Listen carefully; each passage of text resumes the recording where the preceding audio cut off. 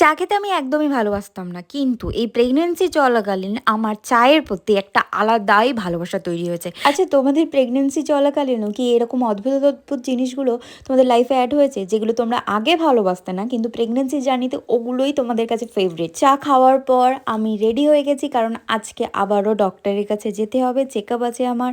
আর দুজন মিলে আবারও প্রত্যেক দিনের মতো পাগলামি শুরু করে দিয়েছি।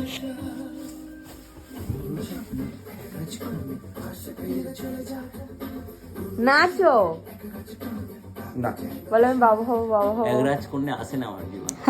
কি অবস্থা! আর হ্যাঁ, তোমাদেরকে বলে রাখি, এই ক্লিপগুলো কিন্তু আমার অনেক আগের নেওয়া, যেহেতু আমি আগে সবাইকে এই নিউজটা দিতে চাইছিলাম না, একটা টাইমের পরে আমি সবাইকে পাবলিক করতে চাইছিলাম, তো সেই জন্য সব ভিডিও আমি ক্যাপচার করে রেখেছিলাম। ভিডিওগুলো আপলোড করছি আস্তে আস্তে। আর আমার বেলি বাম্পটা দেখতেই পেলে কতটা পুচকে হয়ে আছে, জাস্ট বোঝাই যাচ্ছে না আমি প্রেগনেন্ট বলে।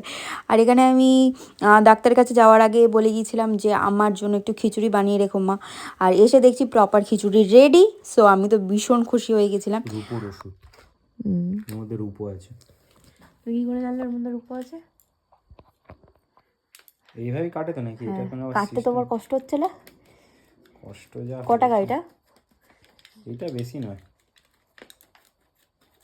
কিন্তু বেশি নয় করে করে সবগুলো নিয়ে তো অনেক বেশি।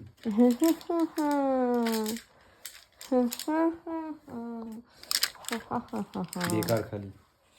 তারপর এটা এর মধ্যে ঢুকিয়ে রাখো নাকি? হ্যাঁ, ওর মধ্যে ঢুকিয়ে রাখো, আমি সব বেল টেল করে দিচ্ছি। না, এর মধ্যে লেখা আছে এই বাক্সের মধ্যে, ওই জন্য এটা তোমাকে বাক্সগুলো রেখে দেওয়া ইম্পর্টেন্ট। অনেক ওষুধ খরচা হয়ে গেল ডাক্তার দেখি। এটা তো মা খেতো এ টু জেড, এটা খেলে এই তো ওয়েট বাড়াতে বলছে না, খিদে পাবে, ঘুম পাবে। ওয়েট বাড়াতে বললে? এই ওয়েট বা তুমি বলে তো ওয়েট বাড়াতে বলো। ডক্টর বলেছিল ওয়েট ঠিক আছে, আর তুমি এখানে ভুলভাল শুনে কি বলছো? আর ওইদিকে আমরা বক বক করছি, আর ওইদিকে মা চান টান করে দেখছি কলা পাতা কাটতে চলে গেছে, কারণ আজকে কলা পাতা করে আমার শাশুড়ি আমাকে খিচুড়ি খেতে দেবে। ব্যাপারটা খুব মজাদার, বাঙালি হয়ে যদি কলা পাতায় খিচুড়ি না খেলে তাহলে বস কি করলে।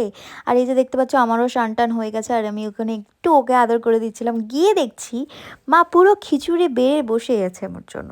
আর খিচুড়ির সাথে সাথে আমি আরও সারপ্রাইজ হয়ে গেলাম, এখানে ছিল বেগুন ভাজা, কুমড়ো ভাজা, তারপর বেগুনি, আরও কত কী ছিল। আমি জাস্ট মজা পেয়ে গেছি খেয়ে আজকে।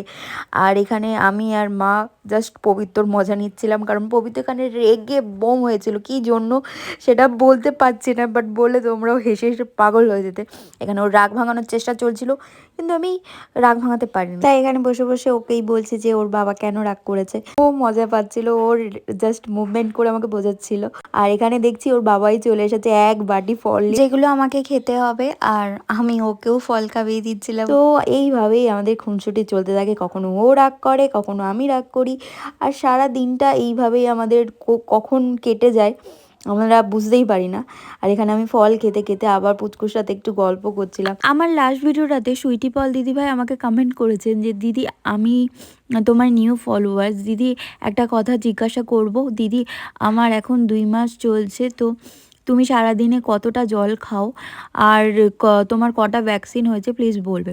তো দিদিভাই বলে রাখি, আমাকে কিন্তু ডক্টর বলেছিল সারাদিনে 2 থেকে 3 লিটার জল অবশ্যই খেতে, আর ভ্যাকসিন আমাকে 3 মাসে একটা দেওয়া হয়েছিল, আর 5 মাসে একটা দেওয়া হয়েছিল, যেটা সরকার থেকে প্রোভাইড করা হয়। এই ধরনের একটা কার্ড দেয় ওরা, যেটাকে পোলিও কার্ড বলা হয়। তাছাড়া তুমি তোমার ডক্টরকে অবশ্যই এই বিষয়ে জিজ্ঞাসা করে নিও।